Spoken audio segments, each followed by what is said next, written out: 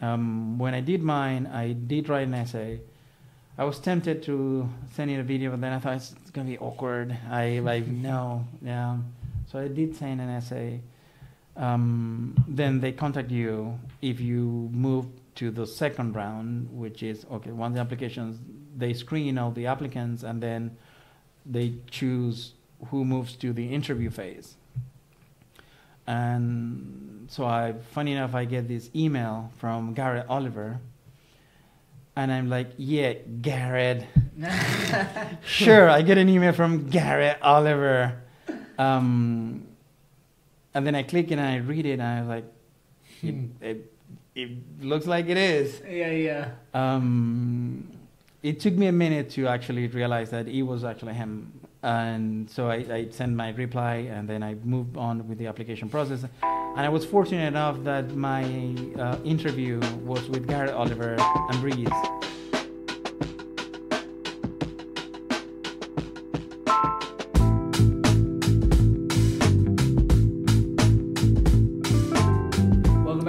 Podcast. I'm your host, Richie Tevlin, joined as always by Evan Blum, and today we have on Rafael D'Armas from Kings County Brewing Collective in Brooklyn. So I guess we got our introduction to you because we had Breeze on a couple months ago. She's part of the board of the MJF, and from there, then we talked to Mark Silva from Pro Brewer, and both of them were said the same thing. We have to have Rafael on. So here you are. So we're here to talk about who you are, MJF. You're now a board member there. You're a past scholarship award winner. Yeah.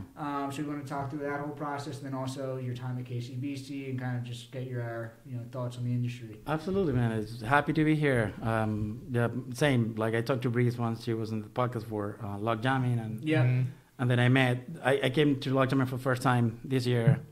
And I met so many wonderful people. And, Philly is a city with such a nice beer scene.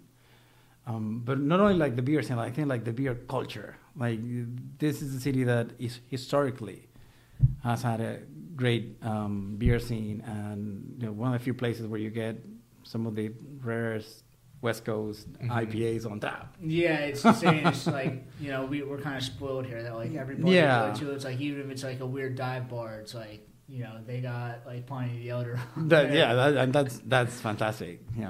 So I'm happy to be here. Thank you for the invitation. Yeah, appreciate you making the trek this morning all the way from Manhattan, 3 hours in traffic. I'm from Brooklyn, so it takes. I'm not from Brooklyn, but I'm at Brooklyn all the time. It takes so long to go back and forth sometimes. That's true. Crazy ass traffic. Yeah.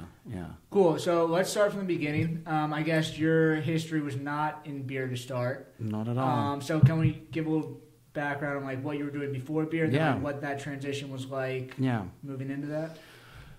So my background is in political science and international relations, and I became a beer geek or enthusiast, I guess, when I had the opportunity to go to Germany briefly for a couple months as an exchange student. And the city where I was staying at, Tübingen, southern Germany, not quite Bavaria, but right there, southern Germany, and they had so many breweries just around town. I think within, an hour radius, there were something like 25 breweries. That have been there for hundreds of years. For forever, neighborhood breweries. Yeah. Right? And then I had my first Hefeweizen there. And I didn't know that beer could taste like that. Growing up, especially growing up in Venezuela, which is where I'm from, you get your basic macros. And what are the macro beers down there? So Polar is a Pilsner, and there's another regional one that also reaches nationally, Zulia Regional, but they're basically the same type of beer. It's just kind of Bud Light clones. Yeah. Did you get any American beers down there too? I mean, people used to get Bud Light and stuff like that. Heineken was a big deal. Was there Guinness? Before my time, because I don't know how deep into the collapse of the Venezuelan economy when I go back to, but Before I was in drinking age, Venezuela had a strong oil economy. Yeah. So you could get a lot of imports. Yeah, got it. For the longest time, Venezuela was like either the first or the second consumer of Scotch whiskey, for example. Oh, wow. Yeah. It's very random. Absolutely. but it has to do with a lot with that oil economy. Yeah, exactly. Right? Yeah. And Venezuela is also a rum producing country, Okay. and great rum, really good rum. But it was always under the radar because it was a socially acceptable thing to like. The rum was the drink that drunks used to drink, right? Okay. So the respectable. Was it all liquor or just rum in particular? Mostly rum. Okay. There's also regional liquor that's produced mostly in the Andes and the eastern part of the country as well. Hard liquors, distillates. But they were not socially acceptable as much as whiskey was. Yeah. And you were expected to drink whiskey at, parties and every social event. And beer was just like taken for granted too. And there was not much variety. So before my time, just go back to the Guinness thing. Yeah.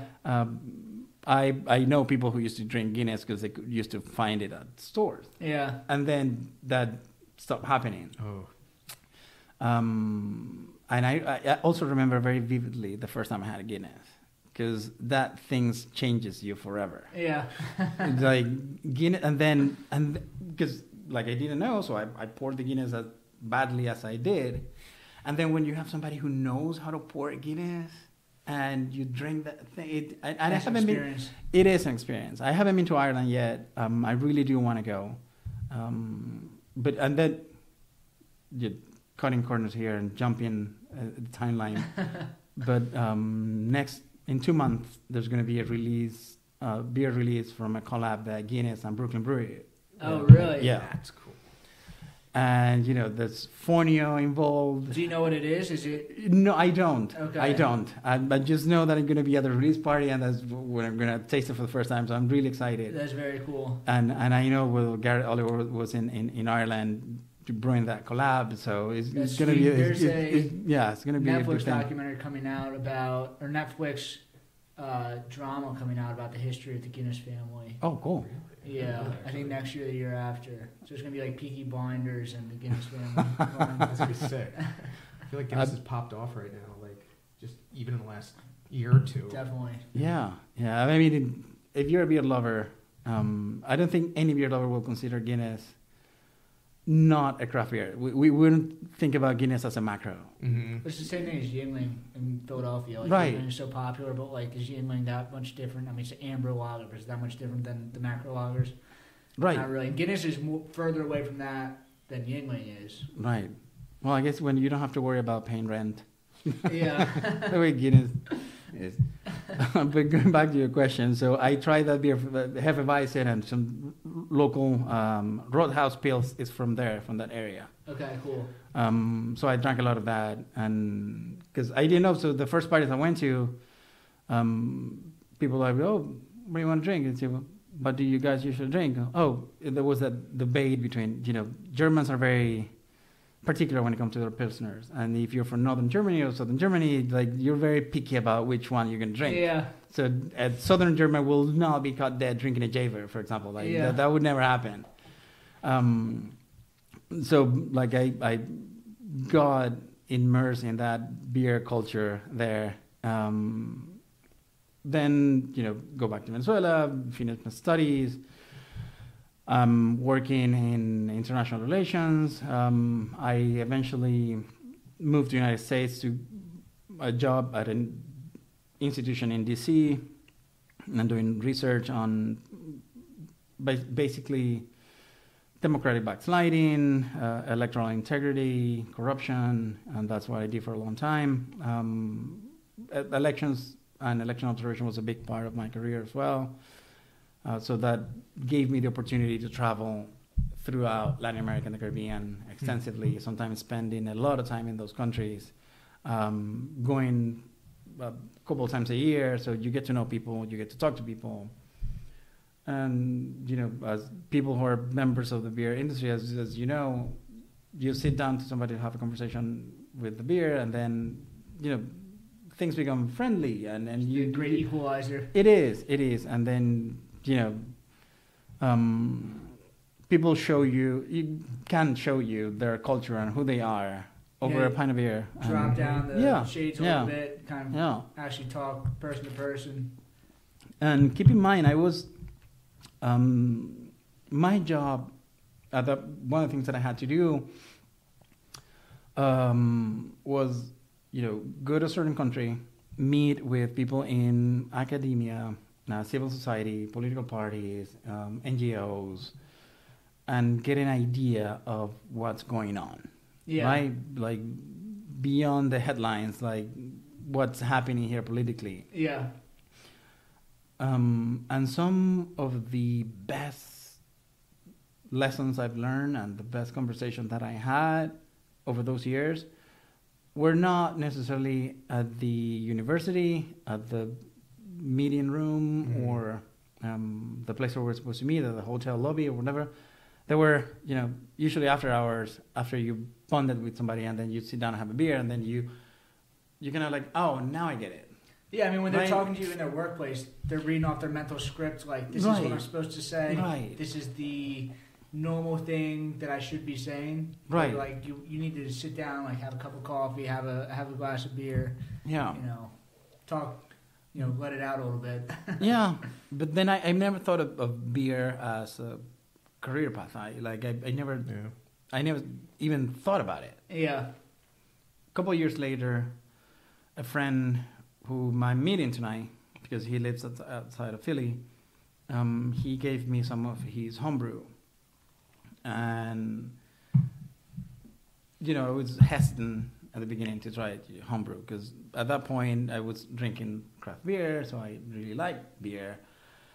And, when somebody offers you a homebrew, it's a coin toss, right? It's intimidating, because they're like, drink this, and then they're looking at you like, right. Do you like it? Do you like it? I mean, small parenthesis, I went to a beer festival last year in North Carolina. Wonderful festival. Fantastic festival, the rare and vintage beer tasting. And so we are at the party for the Brewers, and then there's somebody there from the local homebrew club. And, there's all these breweries from all over the United States. Their beers are there for everyone to get. And this poor guy is there not in that table with his homebrew. I'm like, well, I'm just going to give it a try, because either this guy's really brave, or he's really confident about his product, or he's clueless. So I might taste something wonderful, or I would just confirm my biases. Yeah. So either way, it was a nice experiment. I did confirm my biases, by the way. But yeah. No, man, like you mentioned, beer is a great equalizer. Yeah. And so this friend gives me homebrew. I was hesitant to try. I did eventually somewhat also confirm my biases. But then a year later, we meet again, this time at his place. And, as somebody who lives in Brooklyn, sometimes people have basements and backyards and space. So he had a lot of available space when you are not bound by the constraints of living in a city like New York. Yeah. And so he had a really nice homebrewing setup in his basement, and he had been brewing for over a year now. And his beer was really good. And it kind of clicked on me like, oh, you can learn to do this. You can make good beer. Yeah. And then all of a sudden that realization led to, imagine if I could learn how to brew a beer that I want to drink. Yeah. Like, wouldn't that be awesome? He took me to a homebrewing shop supply, bought me my first homebrewing kit, and now I'm doing this for a living. Which one was it? Mr. Beer Kit? One of the BSG kits, do you remember? It was one of the BSG kits. Yeah. That's what I had also. Yeah. I was terrible at homebrewing. So bad. The first beer was like an amber ale, as most people do when they start. It's just like... Right. And it was a beer. It wasn't great. And then I made like 6 more that were like the worst beer I've ever had in my entire life. And that's how you learn, man. That's how you learn. Yeah. I definitely learned a little bit, but they were rough. So that was, so I guess you were amateur at this point. You were homebrewing? Yeah. But then you decided at some point, like, I am going to try to do this professionally, or did you start working part-time someplace? No, the transition was, it had to do with the pandemic. Okay. Like most people. You probably can't do a lot of traveling to different countries at that time. But the last assignment that I had, it was in Honduras. Okay. And because the nature of the job that I was doing in Honduras didn't have much freedom of movement, because we're doing, we're investigating corruption in one of the most corrupt places on earth. Yeah, so you probably just stayed at the hotel and just... violent places on earth. Yeah. So there was a lot of, oversight, supervision, and movement were somewhat restricted now. Yeah. It's not like you could just open the door and go and walk outside, because that wasn't necessarily the case. So I took the opportunity to homebrew again.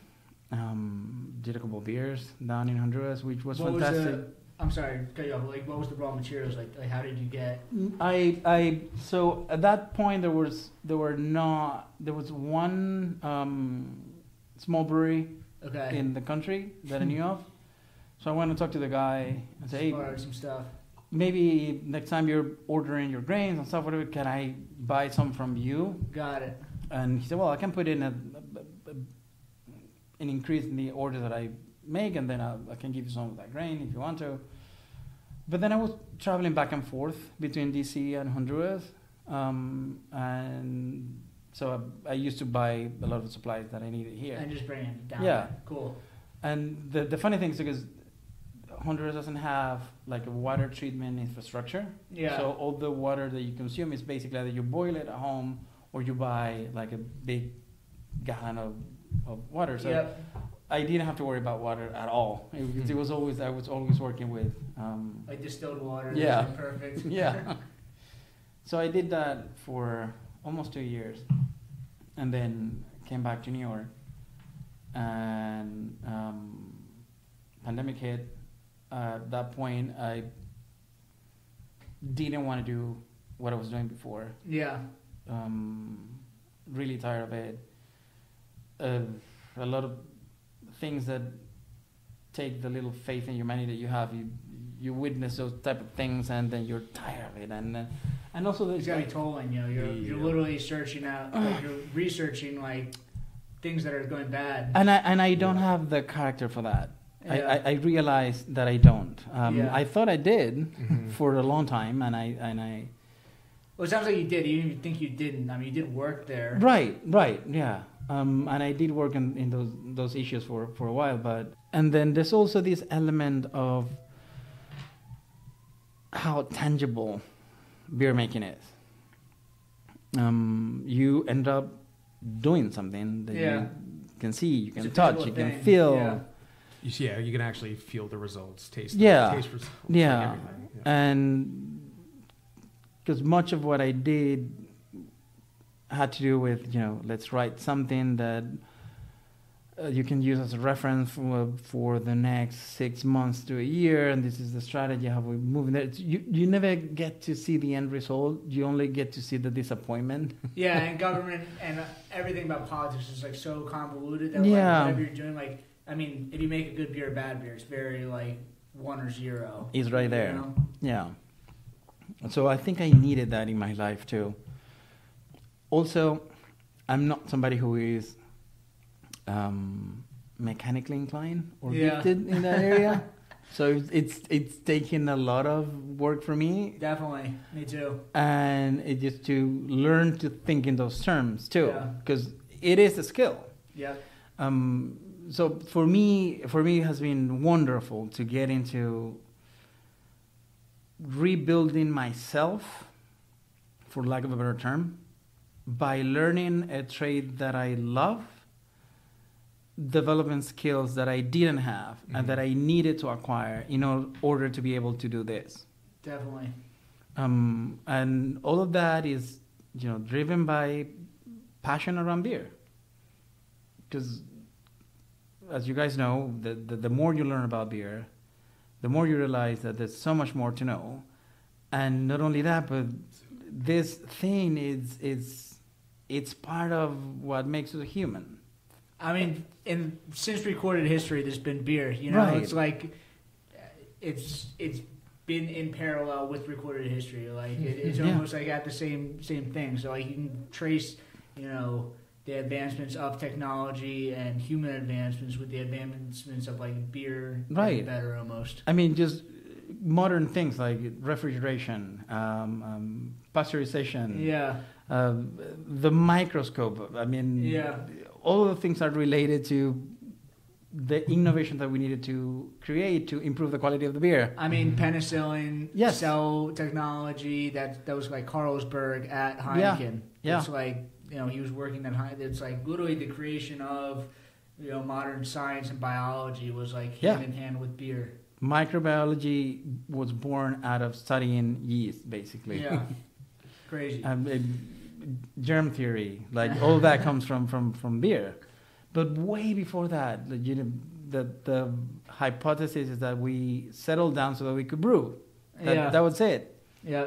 Gobli Tepeque in modern day Turkey, and you know all the research that's been done about how people used to bring their grains over there and exchange their brews, and fascinating, dude. And then you realize, oh, we've been modifying grains and yeast to fit our needs at the same time that, you know, we're ensuring the survival of this species, which is, you know, the sugar fungus. Yeah, it's crazy. Like this thing that's like, you know, just looking to eat simple sugars, right, has somehow like shaped, you know, human culture, human geography, right, all these different things. Like, and all the yeast wants to do is just eat nice sugar and reproduce, man. Like they are actually living the dream. They're chilling in the beer all the time. Yeah. We're the ones who have to worry about, you know, liquor licenses and permits and buying grain and logistics, just so that they can do that. Yeah. That's funny. So then, this was what year was this? This was a couple years ago. Yeah. So after the pandemic, I think I did the Bronx, the beer culture internship program at the Bronx. So the beer culture is what is it? Scholarship program. So the beer culture is a nonprofit. It's spelled beer culture with a K, right? Yes, yes. And a big shout out to them because they're wonderful people, and they came up with this idea for an internship program with the Bronx Brewery. So I was I think I was the third person to get that scholarship that was aimed specifically for people of color.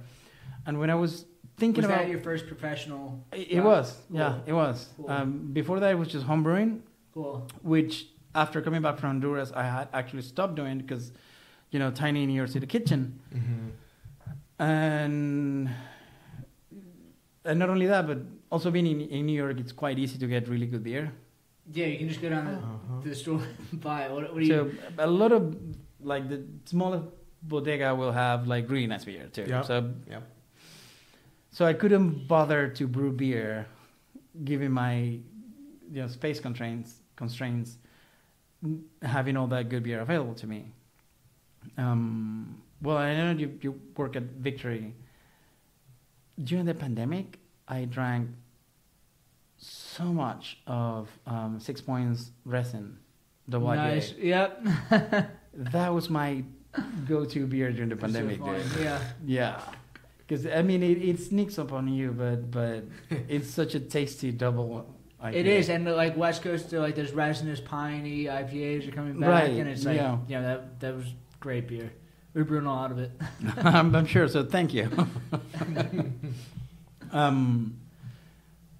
And then I in deciding what I was going to do with my life, basically. Do you know Emily Hall? Yeah. So she worked at Sixpoint, but I think she was also doing an internship at Bronx Brewery, maybe at the same time as you. I never met her, but I knew that she came from Bronx Brewery and then started working at Sixpoint. Well, Emily is working at KCBC now.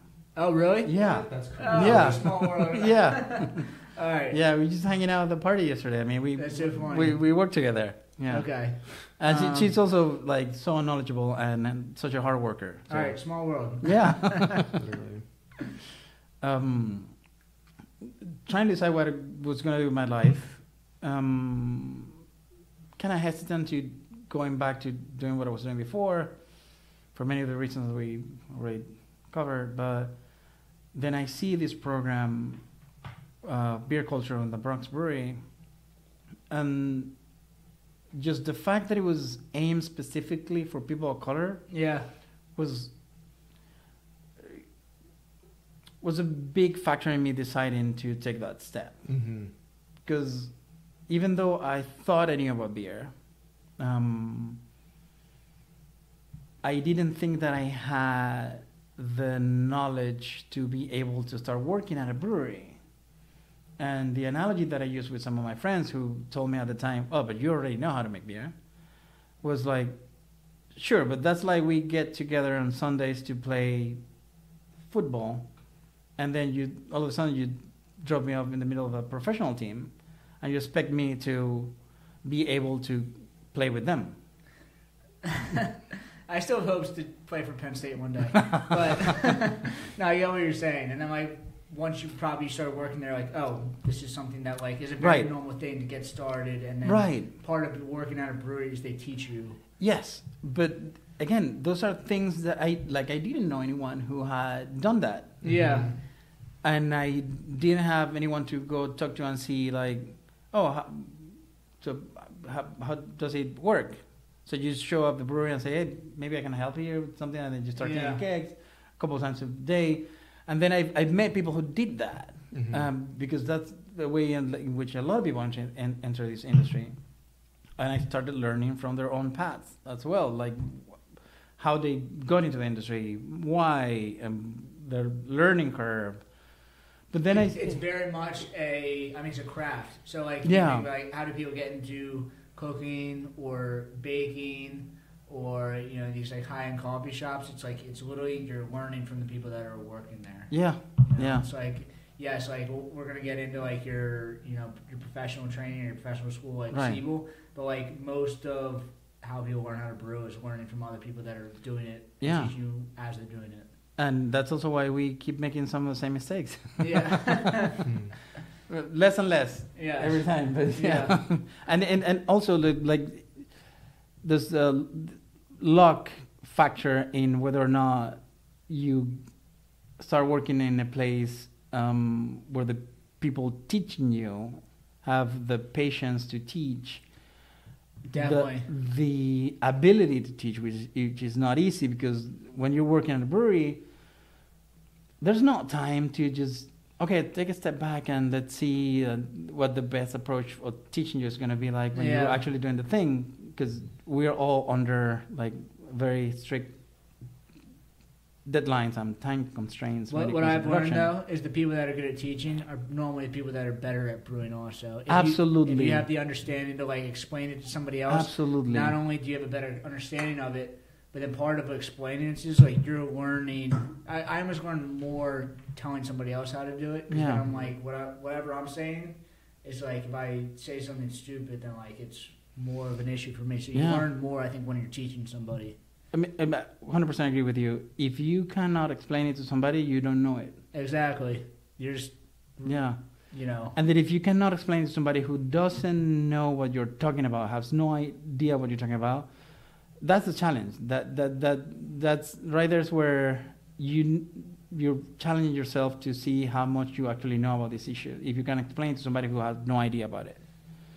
And I've been very fortunate in that sense, especially at KCBC, because big shout out to our production team, because both Bobby and Ian, head brewer and the lead brewer, and my colleagues like Dorian and Zach, Emily as well, Sarah, there's always this mindset of we're teaching each other constantly, and they have the patience and the knowledge to do that. Yeah. Which is one of the great things about working at KCBC. Nice. Yeah. So I mean, did you get that at Brooklyn or Bronx Brewery? To extent, yes, mostly with people who were in the position that I was training for. Yeah. Yeah. Okay. For sure. And what were you doing there? Was it mostly packaging, cellar work, brewing, kind of everything? Mostly packaging, because the internship you actually rotate through all the stages of the production cycle. you spend the most time in packaging, and then you do some cellar work, and then you do some brewing, and at the end of the internship, you're supposed to come up with a recipe and brew that beer. And it's 2-month long internship? Yeah, I think it was 2 months. Okay. Yeah. So even though it's not that much time, but yeah, you do learn a lot.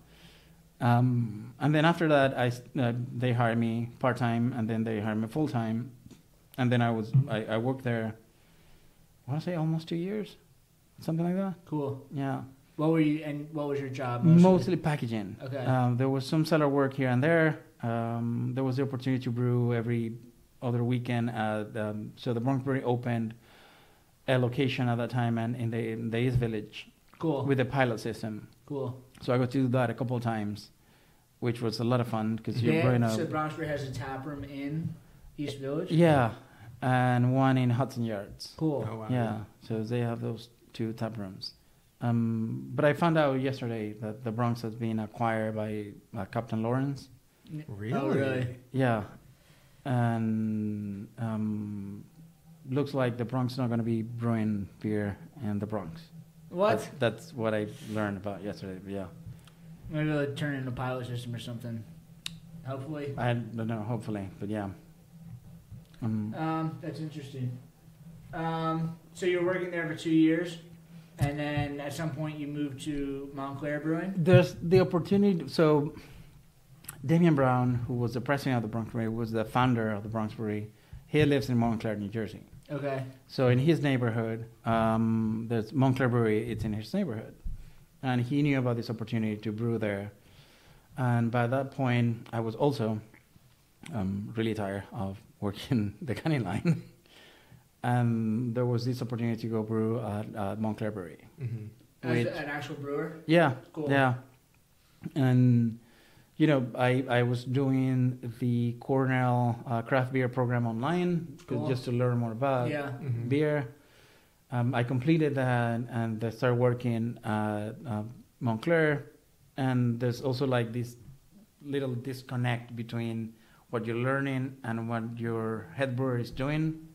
But there's the thing of, you know, this is how we've always done it, versus the thing that you're learning about, and those things are not necessarily the same. But then you have to take into account like the efficiency of your system, the realities of your infrastructure, how fast and convenient it is to do certain things. I want to say it's cool that you were brewing and you were doing this stuff before you went to school. I think that, you know, you probably got a lot more out of school, brewing school, having experience, than if you just went cold start school and then brewing. Oh yeah. I mean, especially the program that I did, you know, Siebel and the World Brewing Academy, Munich, the Dominance Academy.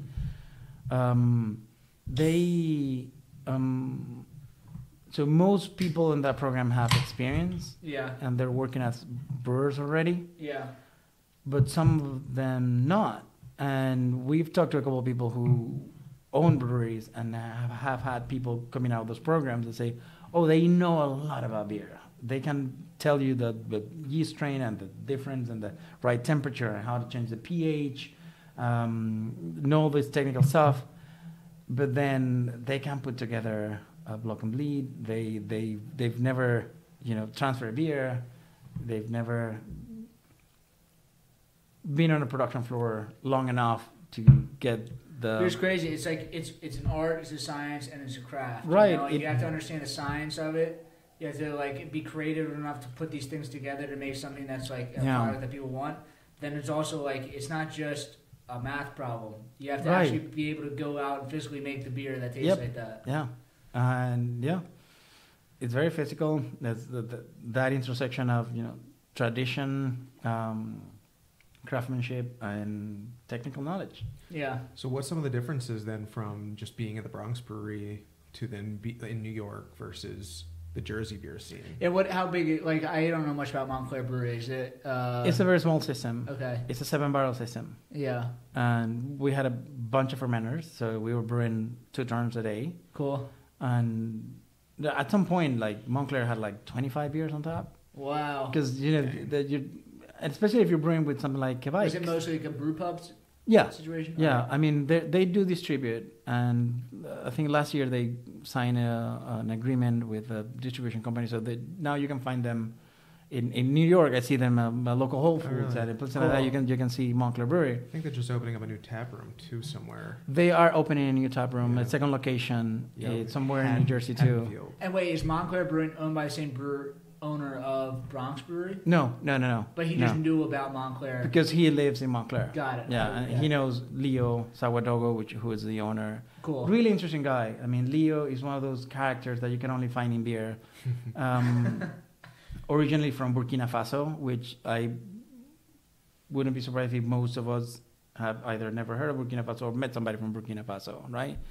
And Leo, and because I studied political science, I remember this very clearly. I'd write in a paper about Thomas Sankara, who was the leader of a revolution in Burkina Faso.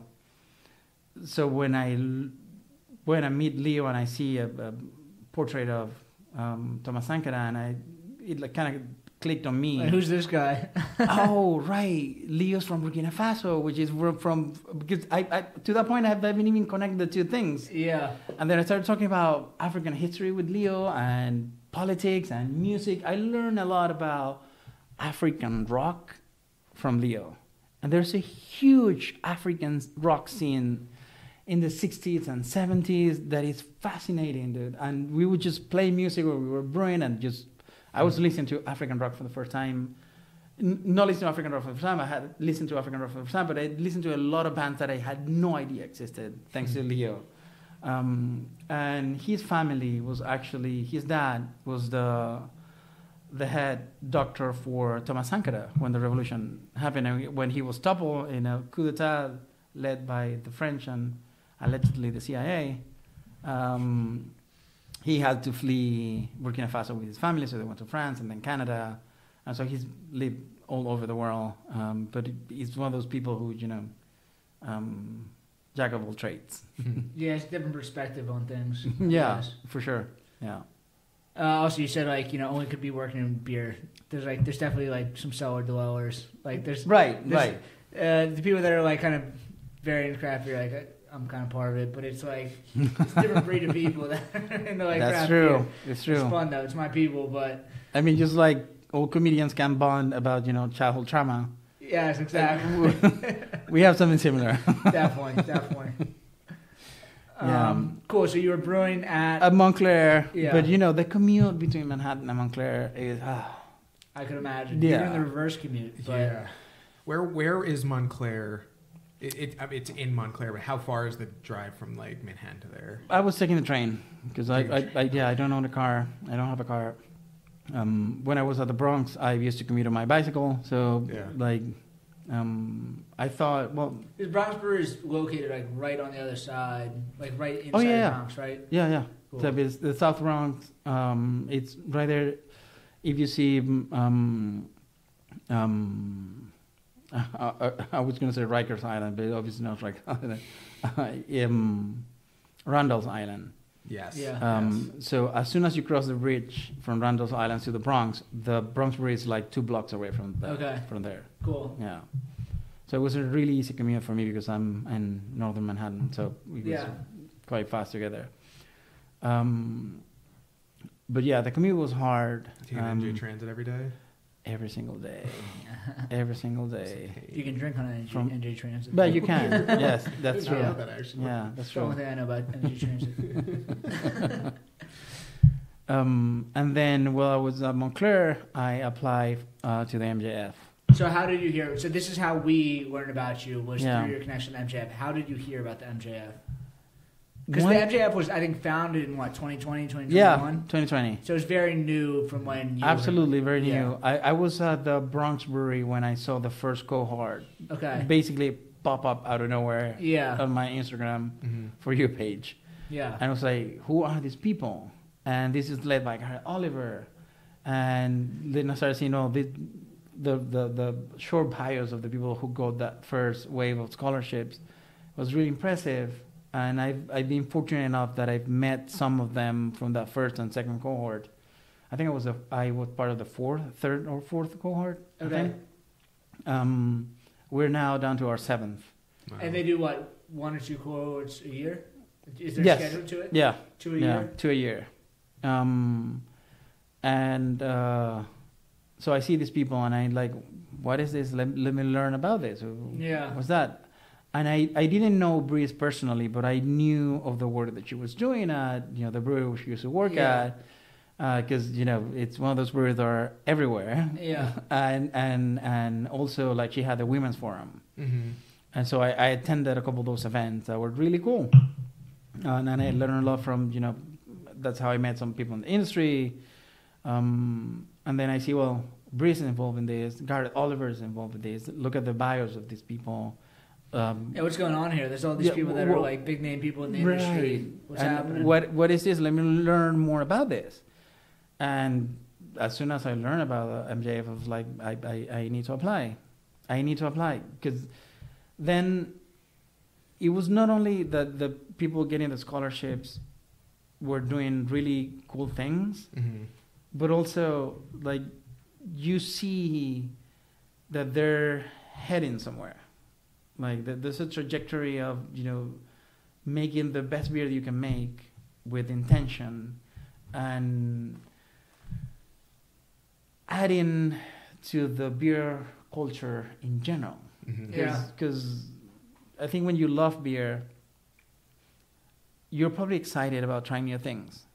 Even though you value and respect classic beer styles, probably the most, you're also looking for that. Well, it's the balance. You got to respect the past, but then you also got to be pushing innovation forward. Yes, and innovation in our industry is really difficult, especially because there's a lot of people who think about innovation as just let me add a bunch of Rice Krispies to my mash tun. Yeah, but we talked about this before.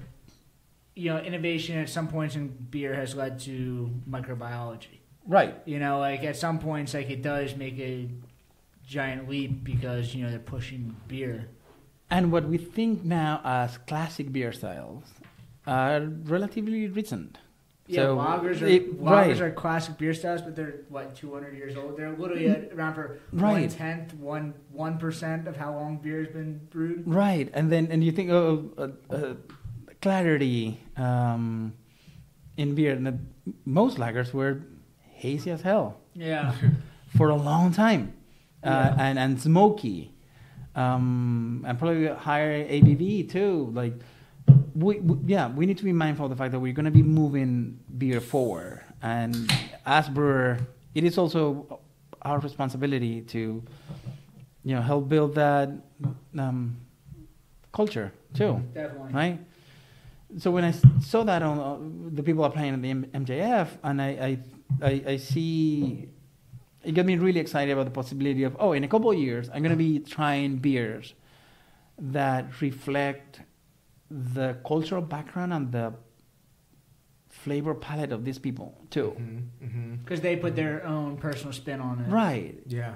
So at some point, you're going to be trying, and we're seeing that now, with the incorporation of ingredients and mostly fruits that we never thought we would be adding to beer. Mm-hmm. But it's not about adding a bunch of Rice Krispies to your mash tun. It's not about adding a bunch of beer to your the fruit up to your fermenter. Yeah, it's like some heirloom grain varieties from whatever country they're from, because that's and then, which just brings the new innovation in. Right, and it is about let me study the chemical properties of this fruit or vegetable, and how they can match and balance with the beer that I'm trying to brew. Definitely. So that's why I think the technical education is so important, because if you want to innovate, you need to be able to build on top of the solid foundation that are the classic beer styles that we know them today. Yeah. But in order to innovate, you need to be able to do this consistently. Yeah. Mm-hmm. So that you can, it's not about, because there's a bunch of, fruits and vegetables from the tropical regions where I grew up that I think, let me add this to a beer and see what happens. I need to know about the chemistry of those compounds. You talked about a bit before about the consistency. It's like, you can throw shit at a wall, something will stick. Right. And it's like understanding how things actually work then you're able to then brew it consistently. You're able to create this thing consistently and then like adjust it from there. Right. So when you actually understand what's behind that, then you're able to take pieces. You're not just like throwing random things in the beer and see what happens. Yeah. And going back to the first cohort of people from the MJF. Yeah. I mean, some of them are working at Russian River, Notch. Yeah. Beers that are making really cool beer, really good beer, iconic beer, one might say. So I decided to apply to MJF, and funny enough, the first time the first brewery tour that I took was of Brooklyn Brewery. That was my first brewery tour, and at that point, I had no idea who Garrett Oliver was. So we take the tour, and then the person says, "Well, the profile of our beers has been shaped by our master brewer, Garrett Oliver." And there was a book about Garrett Oliver, and I took a quick look to the book, and I see that Garrett Oliver is African American, and it should have not surprised me the way it did, but it did, and I think that tells you something too. That I was not expecting Garrett Oliver to be black when they were telling me at Brooklyn Brewery, and when I was so fascinated by this really cool brewery that it's selling tons of beer in Japan and Scandinavia, that one of the defining characteristics of the identity of the brewery was Garrett Oliver. Who also didn't have you had a non-traditional like beer upbringing. Like his first jobs for a while was like putting together rock shows in England or something like that. Yeah, and I've never heard him tell that story in person. I hope one day I will. But I would love to hear his stories about just taking the Ramones bowling in London. Yeah, insane. In the 80s. And well, obviously the man's a legend, and anything you can say about him, it's not going to be enough, because when it comes to the attention to detail and caring about the people who are applying to MJF, and we just went through the selection process of our latest cohort, and he was the biggest advocate for every single one of those people applying. He just wants to give to everybody. Reading between the lines and seeing the best qualities in people that he can see. And trying to but understand gaps in their CVs or so with all the platform that he has, what he has chosen to do for the beer industry is wonderful, and be able to be in the proximity of that with the MJF, I consider it an honor. Can you talk a little bit about the application process or what that kind of involved? So you've seen both sides now, so I'm sure it's slightly different. Yes. I know. And when we were in those discussions for this later cohort and timing and everything, at some point I told them, guys, as somebody who has gone through this process, please let's do this as fast as possible, because I know everyone applying is just waiting to get to know from us. So they open their application process twice a year. I saw it. I signed up for getting the alerts on when I was going to get the notification that the application process was open. So as soon as that pops up, I start working on my application. So they ask you to write an essay about why you want to do this, basically. Yeah. And then there's a couple of really basic questions you have to fill out, but they give you the opportunity to, if you don't want to write an essay, but if you'd rather send in audio or if you'd rather send a video, the MJF gives you the opportunity to do that. Cool. Because, not everybody is going to be comfortable writing about themselves in that way, especially if you've not done it before and not knowing what the MJF is expecting you to write. So, it's an academic thing. When was the last time someone wrote an essay that has a job, Right. Do you have to have brewed or distilled beforehand? You don't. You don't. But you absolutely don't. It's good if you do. Yeah. Because mostly it shows that you've taken the steps to start going down this path. Yeah. Right. Mm-hmm. It's not like because I'm curious to see what would happen if I get into beer. Yeah. I mean, as to show your appreciation. Right. And yeah. But especially if you're applying to a lot of the entry-level programs, there's not a minimum amount of time that the MJF requires you to have before applying. Mm-hmm. And again, that goes down to every single candidate. Like, every person is different in their process and their career. So we do take the time to look at the circumstances, at least what they show on paper, of each person applying. Mm-hmm. Yeah. Right? When I did mine, I did write an essay. I was tempted to send in a video, but then I thought it's going to be awkward. No. Yeah. So I did send an essay. Then they contact you if you move to the second round, which is, okay, once the applications, they screen all the applicants, and then they choose who moves to the interview phase. And so funny enough, I get this email from Garrett Oliver, and I'm like, yeah, Garrett. Sure, I get an email from Garrett Oliver. And then I click and I read it, and I was like, it looks like it is. Yeah. It took me a minute to actually realize that it was actually him. And so I sent my reply, and then I moved on with the application process. And I was fortunate enough that my interview was with Garrett Oliver and Breeze Galindo. Yeah. And Trey from Chula Vista Brewing out of San Diego, with whom I now had the pleasure of working with in the selection process of this cohort. Awesome. So he was the leading person in my team in the interviewing process. Fascinating guy too. Fascinating guy. Did awesome. Where's he out of? San Diego.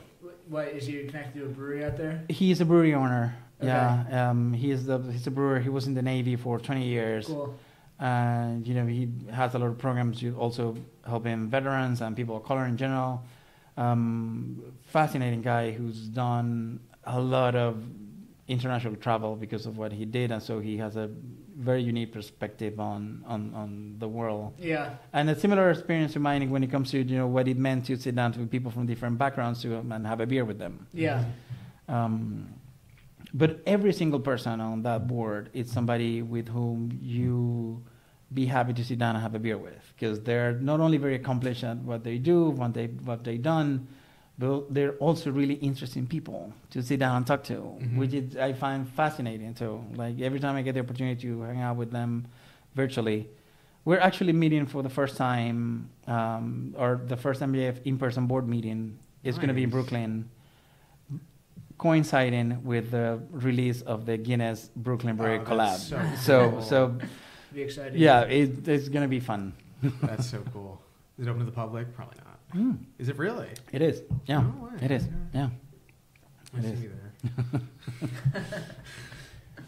there. Dude, then I went to the interview process. I was biting my nails for a couple of weeks until I heard back from them. And I got a scholarship. And how many? So there's two. Is it one winner each cohort? So one for brewing, one for distilling? No. There's usually around 7 to 8 people who get the scholarship. Cool. And I was one of those for my cohort. And it's mostly brewers. Yeah. But it's usually like 2 people doing distillation programs per cohort. And I think there's just a lot less people that work in distilling. Like, you need a lot less liquor to get you drunk. And I think that, like, with that being said, there's just a lot less people that work in distilling. That's less true. Volume. That's true. And also, the distilling industry, it's changing also so quickly, and we've seen an uptick in people applying for things to brew, like sake. Cool. Sake is growing a lot. I love sake.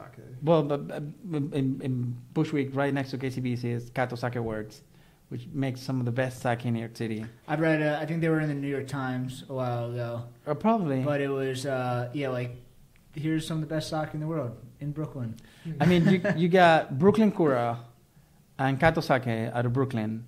And to me, it's fascinating that in Brooklyn, you get 2 sake distilleries that are making world-class sake in Brooklyn. And it's no joke. It's world-class sake.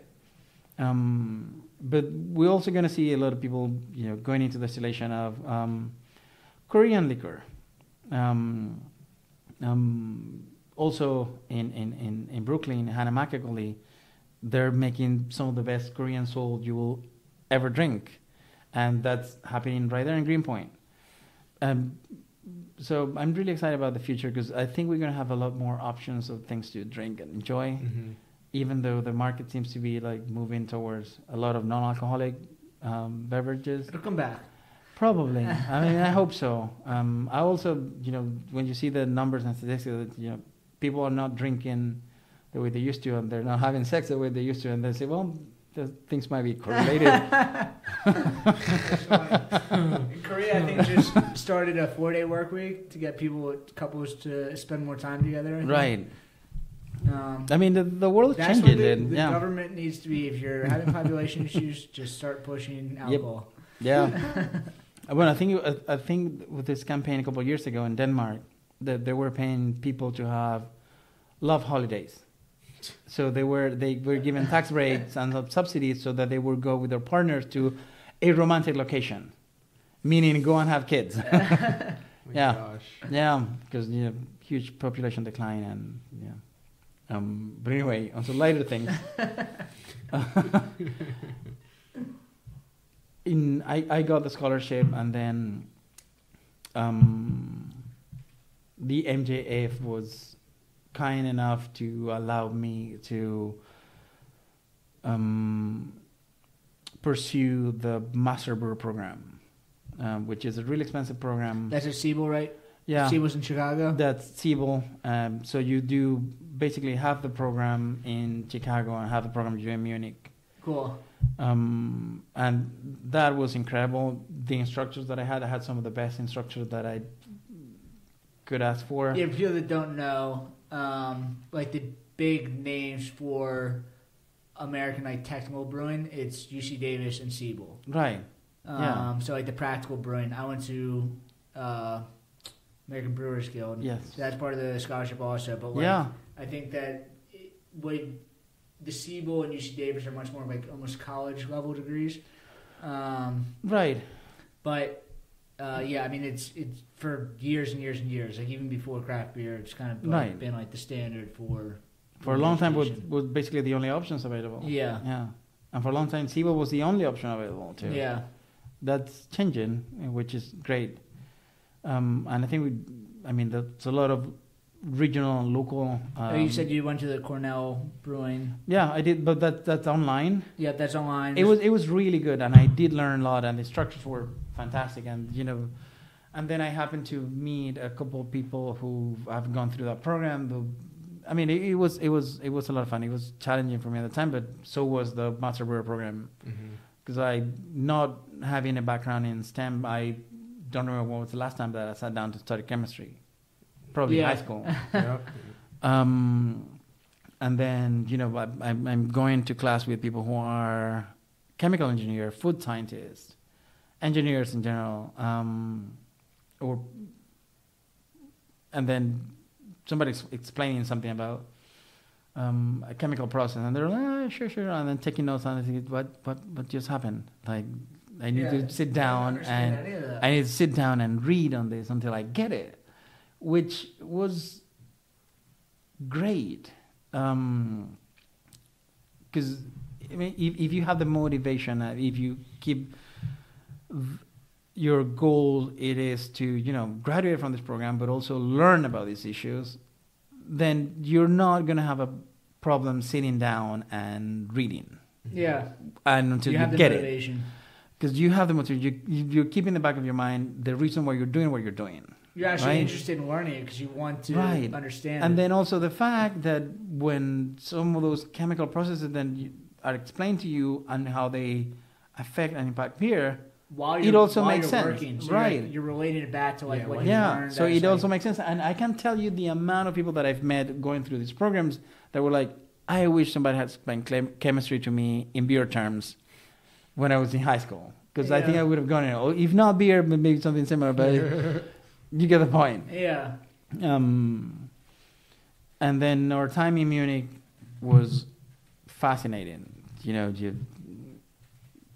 Southern German beer culture is very unique, and it's probably the most. Is that BLB? No, that's in Berlin. This is the Domain Academy in Munich. Okay, cool. Yeah. And getting to experience Bavarians in their natural environment, it was quite an experience. And I mean, we drank a lot of really good beer. Yeah, I think the average per capita beer consumption in Bavaria is like twice the average of the next closest country. I wouldn't be surprised. I think it's like 4 gallons. It's some insane amount of alcohol. Like, wait, the average is this, so it's not like just right. people that are drinking. It's like the average is right. this, so like even the people that don't drink, it pulls it into this. Yeah. Well, Agostino Helles is cheaper than water in Munich. So why would you why would you drink water when you can get Agostino Helles really fresh? Yeah. Like that's crazy. Yeah, I yeah. did not know that. Oh, dude, don't even think about buying a bottle of water in Munich. It's going to be more expensive than buying a liter of, 2 half-a-liter bottles of Agostino Helles. Yeah. They're doing something right. It just seems like kind of like unreal. There's I don't know if it's a Coors plant uses, the amount of water it takes to brew a batch of beer. Like small breweries use about like 20 times the amount of water to create the same amount of beer. Right. But then you get to the large breweries, like obviously the number goes down. I think Coors uses at one of their high-end plants uses like almost less than one. Like it's almost the point where they're creating more beer liquid than the amount of water they're using. Wow. Because their mash efficiency is so good. They're like small amount of moisture in the grain, wow. They're able to pull it out, and like their cleaning process and everything are like so perfect that they're almost like creating beer out of thin air. Wow. I mean, when you see those mills that they basically... The hammer mills? The hammer mills, yeah. Dude. Like, it's fascinating to see. Because then it's a powder. And then they're making beer out of that powder because they have the technology to do that. And in the meantime, they're basically with a hammer breaking down these pieces of malted grain. And, it's powder. The amount that you can use in the powder version versus the amount that you would need to use. Do you know what you're talking about? So your normal lauter is like you crack the grain so the grain is cracked, but then part of that is like the grain husk creates like a filter bed. So like then you're running water through the grain and the husk, so it's like rinsing out all the sugars. So to get all the sugars, you need the sugars and then create alcohol. Mm-hmm. With a hammer mill, it's like you pound the grain into powder, finely, and then you use these like super high pressure. I don't know. It looks like again, like this is more common. It looks like a sheet filter. Like it's like the grain gets slotted into these things, and it's like super high pressure, like thousands and thousands of pounds of pressure on it, mm-hmm. and then it pushes water through. So then it extracts like every single drop of sugar out of it. So then you get like efficiencies that are like sometimes over 100%. Wow. So you're getting more sugar and water out of the amount that you're putting into it. The beers must have like maybe not a very different profile, but like... No, well, you can... I know there's a place, this guy I used to work with at flying out of Colton opened up a brewery. I think it was Hidden River or something, or Red Tail River or something. Some place out west that has it, but most craft breweries don't have them because it's insanely expensive. So it's really expensive. Some other places that are massive have them, but it's not common for craft breweries to have them. Crazy. I went to a 10 or 15 barrel brew house in Richmond, Virginia that had one, and was like, "Why do you guys have this?" Yeah, I think it was like they must have had an owner that had like an insane amount of money, and he bought it as like his giant homebrew kit. Right. But those mash filters, and then as you mentioned, the efficiency increases a lot. So you get, for less amount of grain, you get more fermentable sugars. So you can decide, you already have the amount of fermentable sugar that you need, so you can decide whether or not to dilute that so you have a higher volume of beer for the same amount of grain, or just brew higher alcohol content beer. Because basically you have your fermentables there as an extract, that you can then add to, like you made, think about it, like you make it a concentrated consommé, like soup concentrate, and then you can eat that, or you can just dilute it with water and get a different flavor profile. But you have all the flavor that you need, flavor meaning fermentable sugars there. That's crazy. No, yeah, it's yeah. Well, I enjoy this because I feel like I'm getting a personal experience of how to brew a little bit too. I don't come. Well, don't start at mash filters, cause that's right? Like level 10. Yeah, great. or hammer mills. Yeah. Which was one of the things of the brew system that they have in the Academy in Munich, because the Academy, they get a lot of these donations from their sponsors, which are the large German companies that are involved in brewing, from manufacturers to chemical companies to grain, every single aspect of the brewing cycle, basically. So you have a brew house that is fully automatic with all the bells and whistles that you could possibly imagine. And then brewing on that system, I was telling one of the instructors one day when we were brewing an alt beer, and I told her, I'm so happy that I get to do this, but at the same time, I feel like I'm driving a Ferrari, and I know I'm going to go back to riding my bicycle. Yeah. And I go back, so like I will never see this type of equipment again, probably. And I know that I could be doing this, but I have to go back to my bicycle. No, in Munich was fascinating. Then we also had, we do this thing, like the Academy does this thing where for over 2 weeks you go to different breweries across Europe. They're usually like the type of breweries that you want to get to know. And they, for what I understand, 1 year they do Eastern Europe and 1 year they do Western Europe. So 1 year they go to Czechia, the Czech Republic, Czechia, and that part, Germany also, and Austria.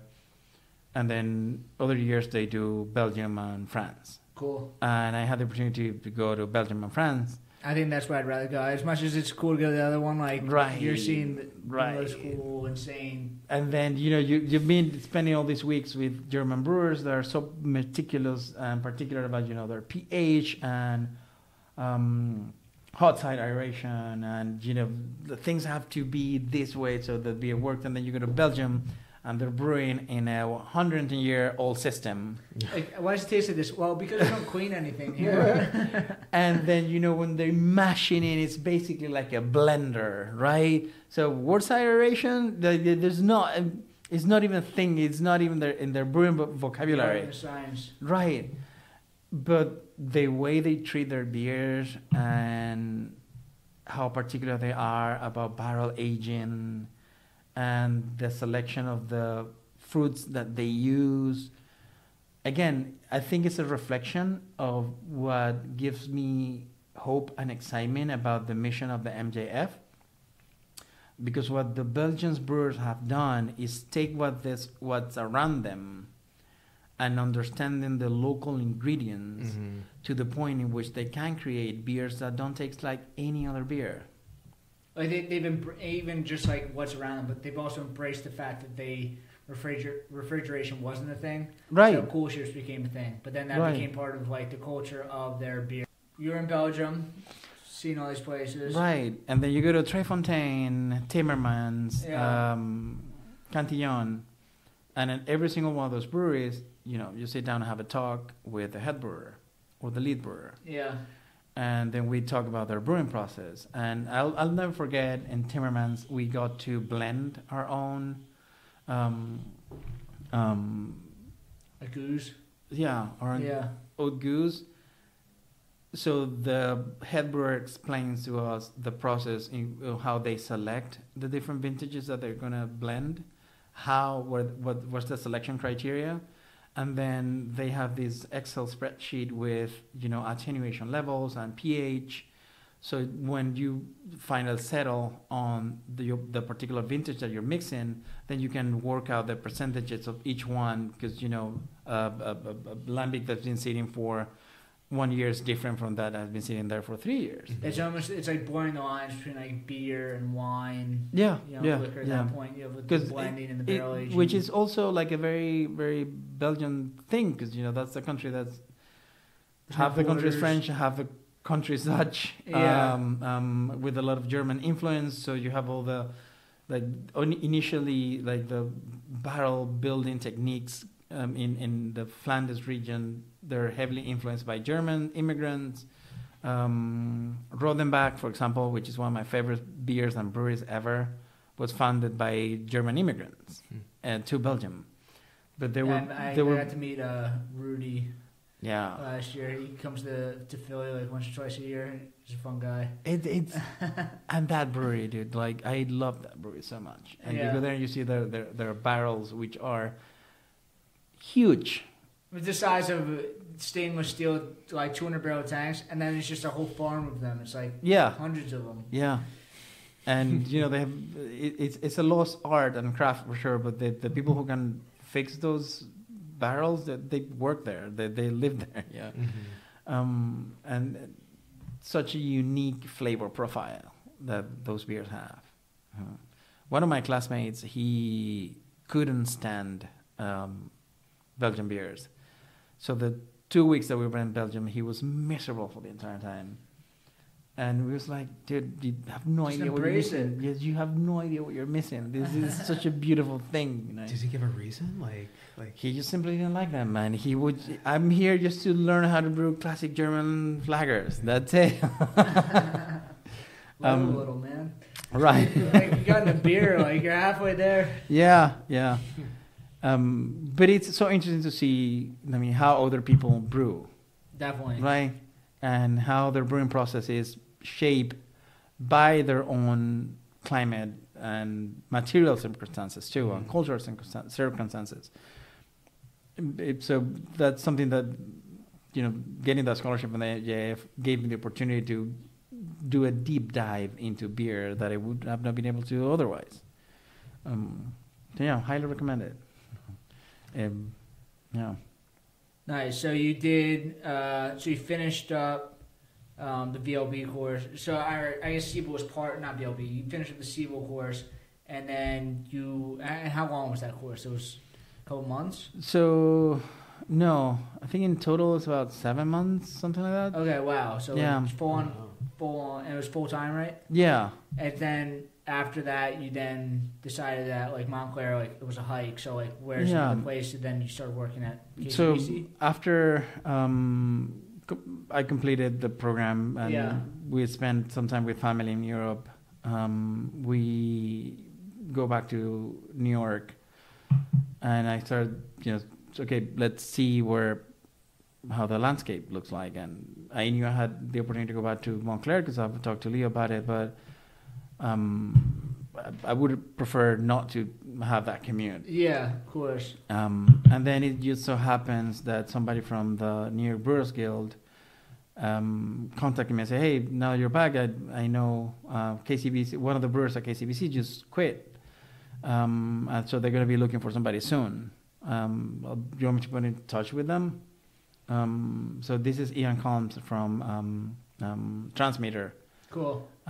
They make also like really great beers. He's such a nice dude. Yeah. And so thank you, Ian. So I talked to Breeze also, who is it's a good friend with Bobby and Ian, who is the head brewer and the lead brewer respectively. And I mentioned to her the opportunity. Well, there's this opportunity in KCBC, and she was like, "Take it." Yeah, KCBC is a great place to work. Yeah. And also, for such a large city, New York City has less than 50 breweries. So for over 8 million people, there's only like 50 breweries. Yeah. Less than that. No. Last time I checked, it was like 46, 47 breweries, I think. Yeah, it's like 4 times as many in Philadelphia. Right. Chicago, so we're a small community. So I obviously asked around to like, hey, do you guys know what it's like to work at KCBC? And it was like, it's great. Like, KCBC is wonderful. But KCBC had an opening for a packaging position. And obviously I was hesitant to do that. Because you went from packaging to then brewing, and then you're like, wait, I just got this great scholarship, this great brewing education, now I'm going back to packaging. Right. So it was kind of like, it's a difficult decision to make. I had my interview with Bobby, the head brewer, and with Zach, one of the owners. And he was like, man, I get it, but if you want to just come one day for a tour and a brew day and do a production rundown and see if you like it. If not, so I do that, and it was really like kids say these days. The vibes were good, and I decided to take on that opportunity because they also knew what my intentions were, and I think we were all very honest about like a path to Brewing. Also, they see you. I mean, you just graduated Siebel. Like, you have someone in their packaging department that went to Siebel. Like, if anything happens, like, who do you think they're going to do first? Do you think they're opening up the yellow pages looking for somebody? Right. So then just so happened that I had the opportunity to start brewing at KCBC as well. Cool. After a couple of months of doing packaging. Nice. So it's been wonderful. It just, it obviously is hard work. As you know. It's a labor of love, though. It is. And, all the things that we talked about before about, beer being this. Because here's the thing. Beer is a product. And we have to live in the reality of what it means to manufacture something and sell it. Yeah. It's not easy. That's not the thing. But if you're a brewer and if you're here because you're passionate about it, then you work for beer. You don't work for distro. You don't work for logistics. I mean, you're trying to make the best beer that you can. So keep that in the back of your mind whenever you're doing whatever you're doing, from milling in to sanitizing and cleaning, because you're constantly thinking about trying to make the best production. Beer you can make. So Elon Musk has talked about this nonstop. Like he has Tesla and he has SpaceX, but what he talks about is like production is 1,000 times, 10,000 times harder than actually like creating something. Same way, like you can create a home brew, you can create like one beer, one-off thing that's good. But to consistently make something is like infinitely harder than doing it, and it's like each small craft brewery you have to think of like that's not just like they are themselves a production facility. Right. So like they have to then take on all these positions like taking on raw materials like these I think KCBC they do self-distribution? Self-distribution, running a tap room. It's all these different things that are like in most industries are separate businesses. Right. But these are all taking on like it's like owning 6 different businesses in one. Yeah. There's a lot. And if on top of that you throw food. Yes. That's an entirely different industry. Yeah. And I mean, I can't say enough about KCBC also. Like I've never worked there. I've applied there countless times, probably like 10, 15 times over like the 10 years I've been around. I've talked to Zach. I remember talking to Zach like 8 years ago, right when 7 years ago. They've been around 7 years. Right. Literally right when they opened, I was applying there. And then when I had questions about like illustration for my brewery, like I was asking them questions. Literally immediately emailed me back, this is how this should be done. And like, who am I for them to be like helping me out? And then we've said this before, like when we went up to Brooklyn to kind of like start creating the idea of this podcast, honestly, it's like we went to KCBC after we had visited like 8 other breweries, and they were the only people that like brought us in. We were like, no, come back here, let's drink the beer back here, and it felt like very much a community there. And well, it is. Last night was the anniversary party, so I'm in front of the fridge with the beers to go, and I'm standing there just like looking at the fridge, and Tony happens to work, the owner's Tony. Yeah. And he looks at me and says, "You're looking at that beer fridge very intensively." And I said, "Oh yeah, I'm going to feel it more on doing the Brew That podcast, and I'm thinking about what beers to take them." Yeah. And he was like, "Oh, you got to take 8th year and 7th year, so they can take the difference between the two." And I thought, well, I'm gonna take some Moon Metal because should we try one of these? I love that beer. Sure, man. Crack one of them. Which one do we try? Well, let's crack both of them open, right? Right. I mean, we don't have to slam both these. How strong are these things? But I mean, we got other people out here. Pretty strong. Uh-huh. Yeah. I'm only gonna sip it because I'm that's driving. fine. I only want to sip it all, so we might need other cups or something. we'll make Cole Right. drink the rest of it. Well, the cream ale, because I love the beer style and I love how we brew this beer, and the Oktoberfest because it is the season. Oh my gosh. Yeah, I love you guys. What the lower than 4%? Oh, blinded by the light. Yes.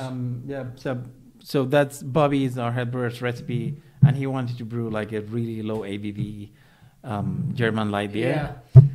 And it was so tasty, dude. So tasty, but it took a long time to brew that beer, because It's so most like of you the talk about like batches. lagers, there's nothing to hide behind. Not having alcohol is like that's even less to hide Right. So that beer is under 4%. Yeah, it's 3.9, but yeah. So as we drink these, you applied to the MJF. Yeah. You got the scholarship. You went through the whole process. Now you're actually working in a brewery. You're doing kind of everything that was supposed to happen. Right. But now you are on the board of the MJF. Yes. So how is that process? I mean, we're well beyond the time limit here, but we have to hit on. Absolutely. Obviously, I love them. And as I mentioned, the really interesting people. And when I was in Chicago, I met with Liz Garibay, who is the president of the Beer Culture Center. Okay. And she's also a member of the MJF. Cool. So we actually met because I was an awardee. I was in Chicago, and he was like, "Oh, that's a board member in Chicago. Let's meet." I also met with two of the awardees up there in Chicago. And we started that conversation about when I was in Munich, she reached out about, maybe joining the board of the Beer Culture Center in Chicago, which is another fascinating organization, and the work that they do mostly. Is that basically like beer culture in Chicago? So it's the Beer Culture Center. They build a lot of experiences around beer and the culture of beer. So they take people to different cities and places, and they do beer-centric experiences. Okay. But also a lot of research about the impact of beer and brewing in popular culture. Okay. There's a lot of documentation about and archived research about how the beer culture has changed in the country throughout the years. Yeah. And there's a lot of the intersection of what you will find in a museum and what you will find in a bar. Okay. Cool. So that's part of the mission of the Beer Culture Center. So Liz is a member of both boards. Cool. So she reached out originally for me to join the board of the Beer Culture Center, which I did, along with Breeze. And then I'm having a conversation one day with, there was this Brewers Association event at Wild East. Yeah. Which also makes some of the best lagers you can drink in New York City. And it was an event about, brewing lagers. And the guest speaker was Gar Oliver. So I go to that event, and it was really special for me because at that point I had brewed a recipe that I got to write at KCBC for a Nuremberg-style red lager. Awesome. So I had it fresh with me when I went to the meeting. I was like, to Garrett Oliver, like, here you go, sir. Who, it's a person who gets to try a lot of beer, and people every time who has a beer wants to get Garrett Oliver to taste it. So I felt like that guy with his homebrew at the beer festival, just giving my beer to Garrett Oliver. Yeah. You've confirmed my... Right, you have confirmed my biases. But so that we struck up a conversation there, and we were drinking the beer that the recipe that I got to Thailand, the beer that I got to brew, and he was like, well, we're thinking about expanding the board, and we have a growth plan for the next 5 years, and in the chart of the MJF, there's the person who runs the MJF cannot be re-elected for that position. Okay. So they're planning for the next 5 years. Part of that plan is expanding the board. And he told me, we're talking about this in the board. We need to vote on this, but I want you to know that we've thrown out your name as this first expansion of the board. Cool. If that's something you would be interested in. And it so kind of happens like the same way in which I got that original email from Garrett Oliver that I was like, yeah, sure, Garrett. Yeah. Like for a second I was like, where are the cameras? Yeah. So then they voted and I joined the board and I was part of the selection process for this new latest cohort of awardees. That's very cool. So what is, I mean, can we, all right, you want to slam this? What's year 7? All right. Here's your Let's 7. Pour year 7 real Took quick. me about 10 years to open Thank up you. your 8. Sorry, I have short arms. All right. Just That's give it a perfect. Taste. Thank you. So what is what's it like on the board? I mean, we talked to Breeze a little bit, and kind of you like, you know, part of it is like kind of the networking, like who you're rubbing elbows with. Yeah. Is so like part of it, I mean, you've gone through the process of applying for it and getting a scholarship. So I'm sure you have a different perspective Right. about that. But then also, you know, do you guys have events? Are you guys able to kind of like grab these people that are like interested in it, like kind of put people together? Yeah, one of the things that the MJF is actually moving more towards is being able to connect awardees with local events, so that now we're mapping where everyone is. Mm-hmm. Now that there's a substantial group of people of awardees, so that we know where they are, what events are happening at the time. So we can connect them, some sort of like an alumni type of thing, right? Yeah. And when you get the MJF scholarship, you have the opportunity to talk to these people, and you know there's mentorship opportunities. Even if you don't get the scholarship on your first time applying, most likely if you made it to the second round of interviews, they will give you the opportunity to go do a mentorship program with somebody in the industry that they connect you with. Very cool. Yeah. Mm-hmm. So that like, we see your potential. We don't think that you're quite there yet, but listen, if you're interested, you can go through this mentorship program. And like what we had talked about before, part of a lot of brewing is like learning from the people they work next Yes. to. Yeah. Not as good as like a technical education, Right. but like you're right there. You're getting And learning from the best of the and best. this is something that the MJF is very aware of, the fact that people getting the scholarships is people that have already taken the steps to do what they want to do. Mm-hmm. So this is about helping the awardees not having to go through so many loops. And it's like, okay, we found out Very where true. exactly we should be going. It's like you found us. We've kind of cleared out like right. who should be there, and then like we're setting you up exactly where Like- we have 25 years of experience. Yeah. In Garrett Albers. Yeah. 25 years of experience. Like this is how the industry works. We have Yeah.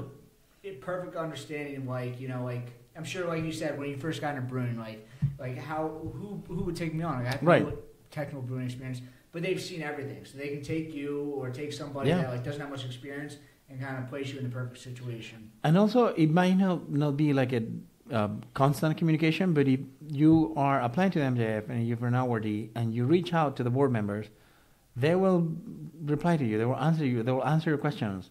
They will try to get you. If you have any issues, Yeah. they will try to get you in touch with the right people. So it's not only about giving out a scholarship, the full ride scholarship for technical education. It's about It's full rides. yeah. That's incredible. Like Yeah. the amount of So there's a stuff lot that of you guys done, like, there's a lot of things is, like, fundraising $100, $200 a constantly. year. Like Yeah. the SIBO is not cheap. It's not. It's I not, mean, it's- especially yeah. It's on par with a college education. It's Right. It's crazy. The fact that you get a full ride is, that's life changing. It is, and you know, fun fact. Thanks to the MJF, more people of color have gone through CIBL in the past 2 years. That Never before. during the entire existence of the CIBL Institute. Wow, Yeah, that's crazy. that is crazy. But yeah, the MJF is not only getting a full ride scholarship, is getting the experience and the knowledge of all these people in the industry, people who you most likely admire to begin with. So you get to interact with them and learn from them and get advice from them. So that's one of the best things about MJF. That's awesome. Yeah. No. Cool. I mean, I guess so. Incredible conversation. Thank you awesome. guys. I'm happy that Breeze and Mark put me us too. on you. Me too. I've had a lot of fun. So this is the 7 year. Yeah, that's 7 years. So what are these? These are barrel aged stouts. Yeah. Imperial stout aged in bourbon and rye whiskey barrels with cocoa nibs, vanilla beans, and hazelnuts. 14.5% alcohol. And I think 8th year has actually a higher alcohol percentage, if I remember correctly, but I'm not sure. But I'm going to be skipping on this 8th year because I have to drive. But yeah, we don't have to. Right. Enjoy, guys. No, thank you for the invitation. It's been wonderful, and I really like what you guys did during helping promote the MJF and log jamming, and then I have the opportunity to listen to a couple of your episodes too. So I wish you the best of luck with Space Cadet. Thank you. I'm really looking forward to trying your beer.